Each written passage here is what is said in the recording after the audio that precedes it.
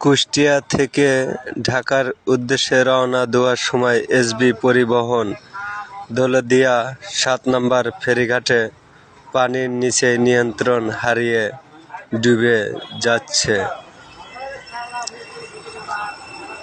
মহান আল্লাহ আমাদের এই বিপদ থেকে হেফাজত করুন, আমিন। আপনাদের যাদের আত্মীয়-স্বজন আছে আপনারাও অতি দ্রুত দৌলতদিয়া ৭ নম্বর ফেরিঘাটে চলে যান। অবশ্যই ফায়ার সার্ভিস ও অন্যান্য প্রশাসনদেরকে আমরা সহযোগিতা করব। আমরা বেশি একটা ভিড় করব না। ফেরিঘাটের আশেপাশে একটু দূরত্ব বজায় রাখুন।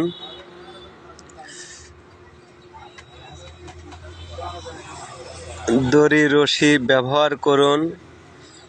যদি টিউ থাকে আপনারা পাশে নিয়ে নদীতে ফেলিয়ে দেবেন, যেন কোনো ভাই সেইটা ধরে ডেঙায় আসতে পারে।